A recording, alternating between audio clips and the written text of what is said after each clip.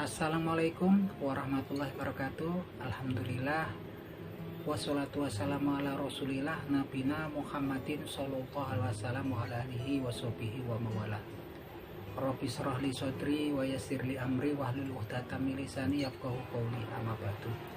Oke, selamat siang para sedulur YouTube, ketemu lagi dengan saya Agung Wijanarko. Oke, para sedulur, di siang hari ini bertepatan dengan puasa di bulan Ramadan. Saya ngajak teman-teman untuk mengisinya dengan ngobrol-ngobrol santai seputaran hal-hal yang bersifat religius.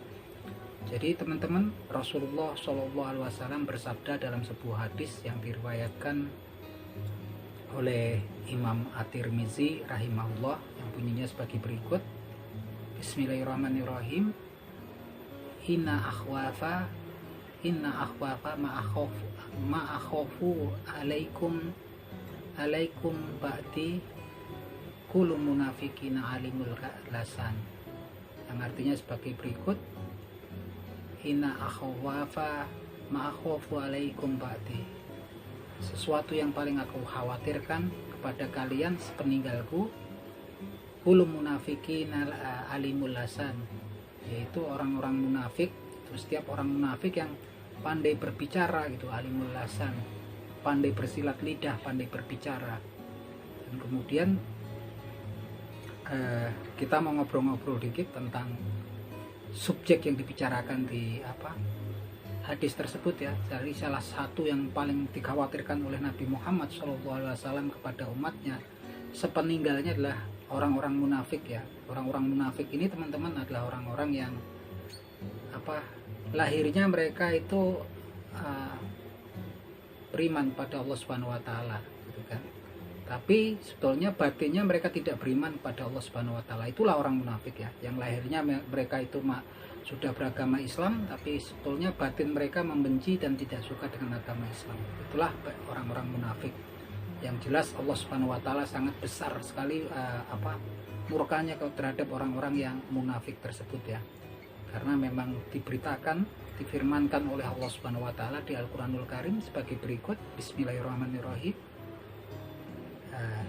Innal munafikina fi darkil asfali minan nar. Sungguhnya orang munafik itu tempatnya nanti di kerahnya api neraka.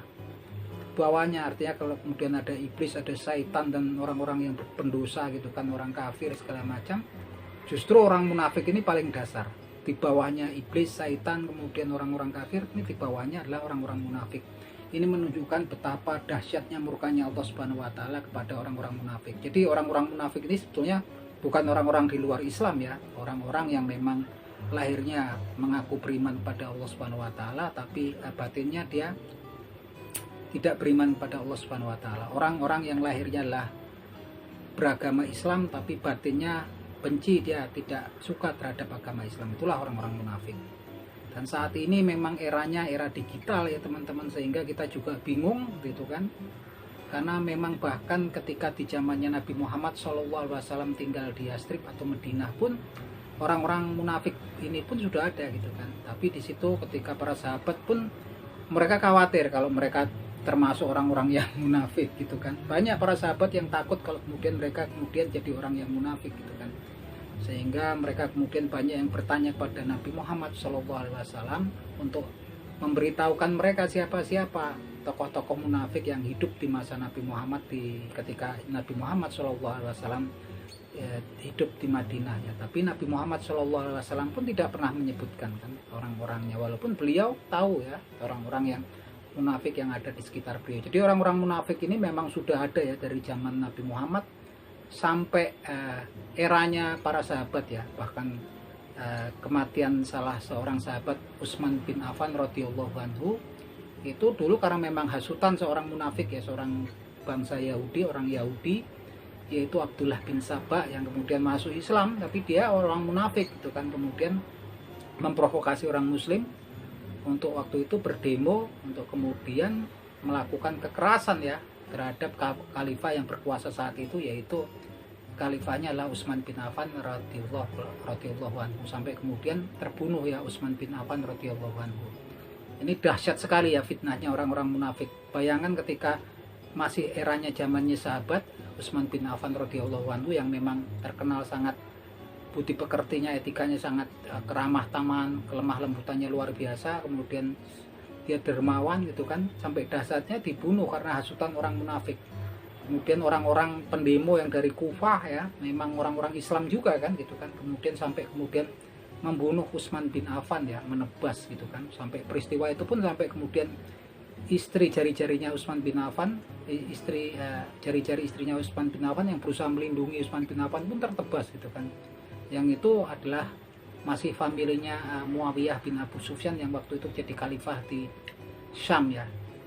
Kemudian sampai kemudian jadi perang besar waktu itu antara kemudian khalifah yang berkuasa saat itu setelah Utsman bin Affan ya, yang akan ini panjang ceritanya. Yang jelas ini fitnahnya orang munafik. Orang munafik ini sudah ada dari zamannya Nabi Muhammad SAW gitu kan, dan juga sampai kemudian para sahabat, dan efeknya sangat luar biasa ketika mereka memecah belah umat Islam gitu kan. Apalagi saat ini gitu kan. Yang jelas kita juga harus punya pedoman teman-teman, ketika kemudian saat ini adalah era digital, banyak sekali kemudian para ahli agama gitu kan, para ulama gitu kan, yang kemudian muncul di media sosial gitu kan, dengan berbagai macam platform mereka, dengan berbagai macam konsep mereka gitu kan.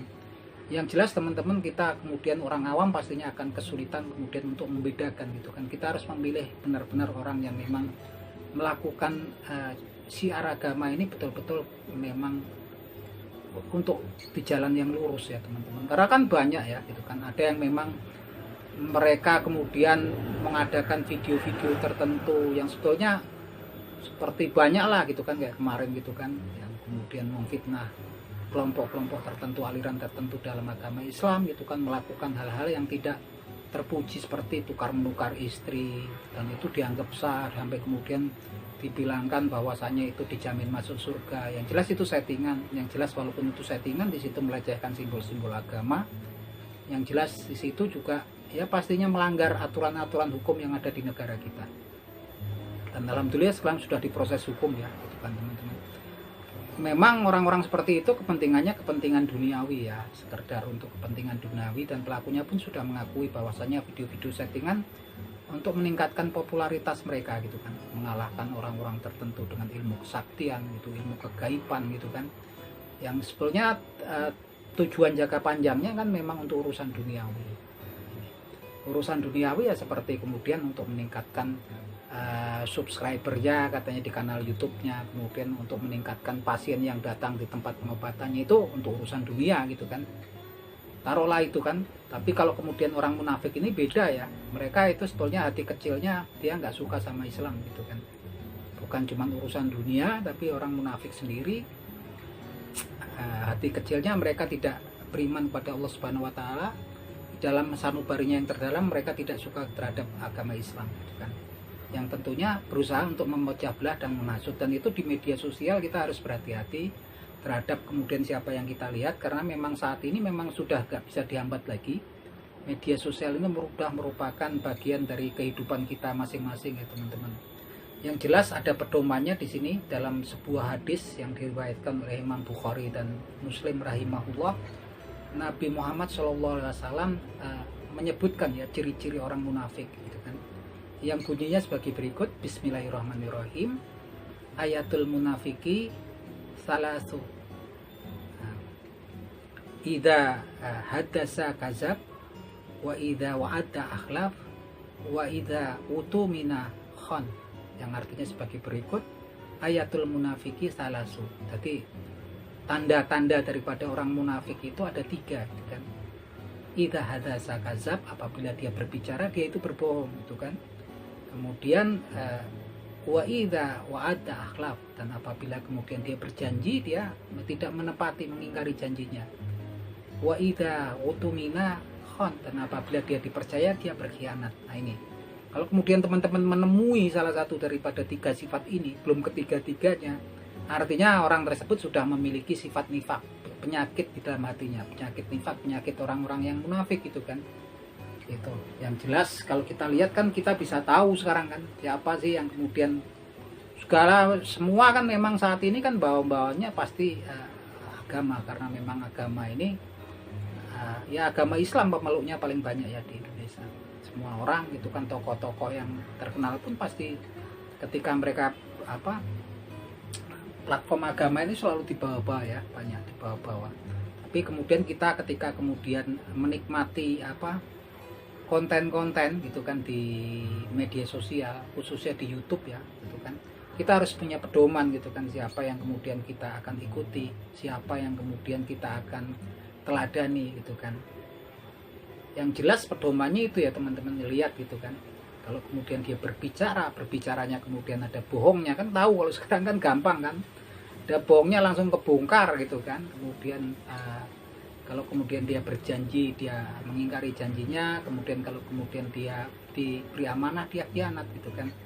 Yang jelas kalau kemudian kita ingin melihat menikmati tayangan-tayangan ataupun konten yang nuansanya adalah nuansa religius agama, lebih baik kita belajar terhadap orang-orang yang memang selalu mengutamakan referensi mereka adalah Al-Quranul Karim dan hadisnya Nabi Muhammad SAW. Tandanya adalah salah satu ketika kemudian dimintain pendapat gitu kan, diberikan pertanyaan, mereka akan selalu bersandar pada qala Allah Ta'ala fil Quranil Karim, berkata Allah Subhanahu wa taala di Al-Quranul Karim. Wa qala Rasulullah sallallahu alaihi wasallam, berkata Rasulullah sallallahu alaihi wasallam gitu kan. Dan kemudian mereka akan menjelaskan dalilnya dan akan menjabarkan kepada kita. Karena saat ini memang tayangan-tayangan yang berbau kemudian religius itu banyak, mix kan gitu kan. Ada yang kemudian biasanya dengan dibungkusnya kesaktian berinteraksi dengan makhluk gaib gitu kan, yang kemudian mereka berdiskusi dengan makhluk gaib, ngobrol dengan makhluk gaib, yang di dalamnya juga kemudian ada konsep-konsep di luar agama Islam yang masuk gitu kan. Dan itu banyak penggemarnya karena memang saudara-saudara kita seiman, saudara-saudara kita muslim yang masih muda, rasa ingin tahunya sangatlah banyak. Dan rata-rata tayangan-tayangan yang menggambarkan orang sakti yang terpental-pental, orang sakti yang gulung-gulung segala macam, itu menarik ya bagi saudara-saudara kita yang masih muda usia. Nah tentunya ini memang sangat mengkhawatirkan. Kita berharap juga saudara-saudara kita yang lain yang memang berkompeten untuk melakukan syiar Islam ya buatlah gitu kan, dikala kita sehat, dikala kita masih ada waktu luang, buat sekedar kemudian konten, sekedar menjelaskan ataupun membacakan hadis Nabi Muhammad SAW, kemudian kita upload di media sosial. Karena media sosial ini sepertinya sudah seperti kehidupan, seperti kebutuhan kita masing-masing gitu kan, dan dibutuhkan memang teman-teman yang memberikan edukasi ke jalan yang lurus, di mana memang di saat ini era fitnah, kebohongan gitu kan, campur semua gitu kan, campur semua. Yang paling banyak itu adalah konten-konten yang kemudian sepertinya gaib, tentang kaitannya gaib, misteri, mistis, yang kemudian kesaktian yang dibungkus dengan agama. Dan itu memang yang saat ini lagi banyak digemari ya. Cuman sayangnya nanti kemudian timbul area grey area gitu, area yang abu-abu gitu kan. Yang jelas teman-teman, saat ini juga justru orang-orang yang saya pikir kemudian keilmuan agamanya luar biasa, keilmuan agamanya yang memang mendalam. Contohnya saja seperti Ustadz Syafiq Riza Basalamah. Ustadz Syafiq Riza Basalamah ini seorang ulama yang saya pikir juga ilmunya sangat kompeten. Beliau menyelesaikan studinya S1, S2 dan S3 gitu kan, di bidang agama ya, di University of Madinah. Itu luar biasa sekali, keilmuan agamanya luar biasa, dan ceramahnya adem. Justru sekarang juga sering mendapatkan penolakan, sering berusaha dibubarkan ceramahnya oleh sekelompok orang tertentu, dari organisasi kemasyarakatan tertentu. Kita juga turut prihatin. Kenapa? Karena memang yang membubarkan, berusaha menolaknya adalah orang-orang yang memang masih saudara seiman dengan kita, orang-orang muslim gitu kan, saudara-saudara kita juga. Tapi alhamdulillah dengan kebijaksanaan dan kesabarannya Ustadz Syafiq Riza Basalamah juga nggak pernah membalas cacian, makian, cercaan kepadanya dengan sesuatu yang kemudian juga yang serupa gitu kan. Justru saat ini saya menganggap apa yang terjadi, peristiwa ini menambah banyak orang, insan, banyak muslim yang kemudian pengen tahu siapa sih Ustadz Syafiq Riza Basalamah itu. Nah itu teman-teman, memang ini obrolan kita di siang hari ini, dan saya berharap semoga bermanfaat buat teman-teman, memberikan informasi buat teman-teman. Akhir kata, ada pepatah bahasa Arab yang bunyinya sebagai berikut: unzur makola wala tangzur mangkola. Lihatlah apa yang disampaikan oleh seseorang dan jangan lihat siapa orang yang menyampaikannya. Itu sehingga kemudian kita melihat sesuatu, kita lihat, kita cerna apa yang disampaikan oleh seseorang, bukan berdasar kita kemudian benci ataupun nggak suka melihat seseorang. Lihat apa yang dia sampaikan. Akhir kata teman-teman, saya akan selalu mendoakan teman-teman yang menonton video saya ini semoga mendapatkan pahala dari sisi Allah Subhanahu wa taala, begitupun juga saya. Akhir kata, wabillahi taufik wal hidayah. Wassalamualaikum warahmatullahi wabarakatuh.